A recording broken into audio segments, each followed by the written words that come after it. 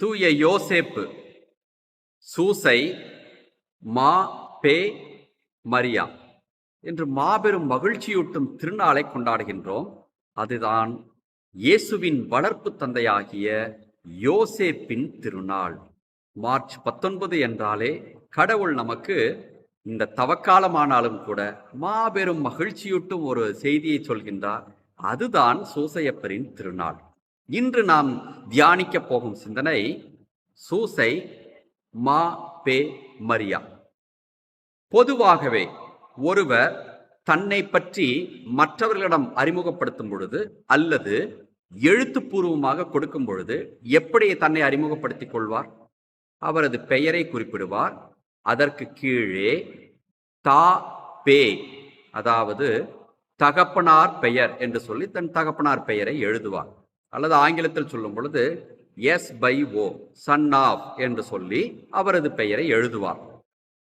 ஒருவேளை தந்தை இல்லை என்று கேட்டால் தாயின் பெயரை எழுதுவார். பெயரை எழுதி அதற்கு கீழே தா பே, தாயின் பெயர், அல்லது M by O, mother of என்று எழுதுவார்கள்.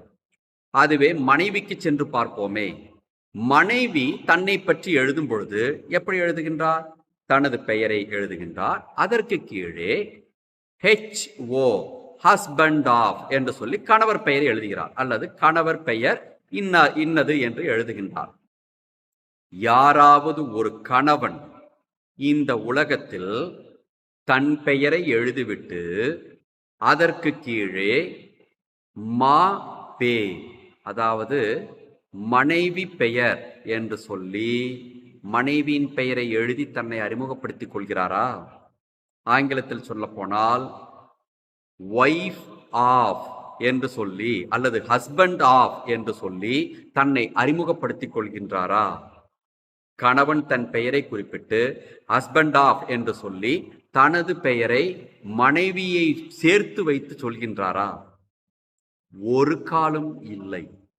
சட்டங்களும் கூட இன்று வரை 2026 வரை மனைவி தன்னை அறிமுகப்படுத்திக் கொள்ளும் பொழுது, சட்டத்திற்கு முன்னால் செல்லும் பொழுது என்னவென்றுதான் அவரை அழைக்க சொல்கின்றது? மனைவி பெயரை குறிப்பிட்டு அதற்கு கீழாக கணவர் பெயர் என்று சொல்லிதான் அழைக்க சொல்கின்றார்கள். ஒரு காலம் கணவன் தன்னை அறிமுகப்படுத்தும் பொழுது மனைவியின் பெயர் இது என்று சொல்லி அறிமுகப்படுத்துவதே இல்லை. அப்படி என்றால் எந்த அளவிற்கு இந்த உலகம் கட்டிய மனைவியை மதிக்கிறது என்று நாம் புரிந்து கொள்ளலாம். ஆனால் இன்றைய நற்செய்திக்கு சென்று பார்ப்போமே. சூசை தந்தை நமக்கு தென்படுகின்றார். அவரை நற்செய்தி அறிமுகப்படுத்தும் பொழுது எவ்வாறு அறிமுகப்படுத்துகிறது என்று பாருங்கள். யாக்கோப்பின் மகன், மரியாவின் கணவர் யோசேப்பு என்று சொல்லி அறிமுகப்படுத்துகின்றது.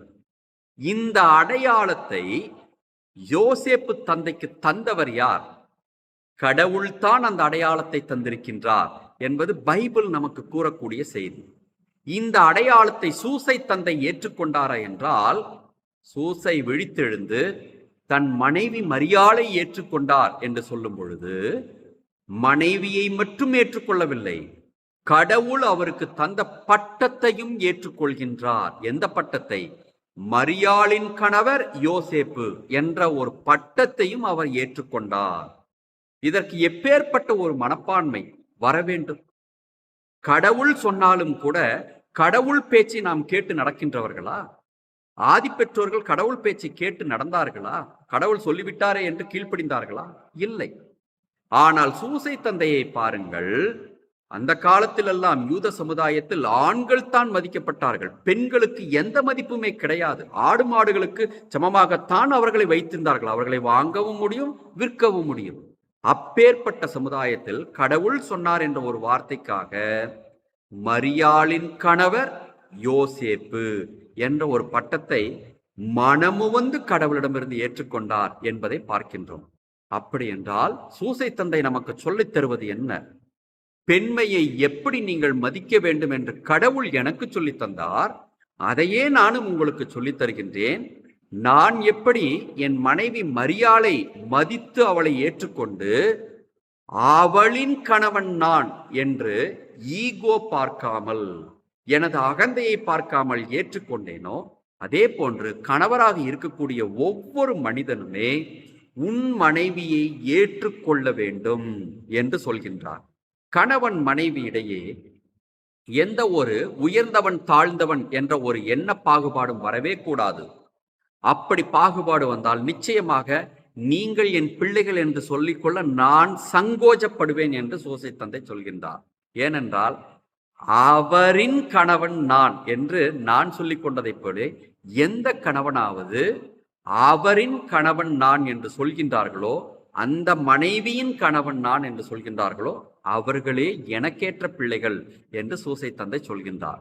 இந்த நாளில் கணவன்மார்கள் எல்லாம் கற்றுக்கொள்ள வேண்டிய பாடம், சூசை தந்தை எவ்வாறு மனைவி மரியாளை சரிசமமாக ஏற்று நடத்த பழகினாரோ, கடவுளே அவருக்கு தந்த பட்டமாகிய சூசை, இவரது மனைவியின் பெயர் மரியா என்ற பட்டத்தை ஏற்றுக்கொண்டாரோ, அதே போன்று நீங்களும் உங்கள் மனைவியிடம் இன்று சென்று சொல்லுங்கள், நான் என்று சொல்லி உங்கள் பெயரை சொல்லி உன் கணவன் நான் என்று சொல்லி அவரை பெருமைப்படுத்துங்கள்.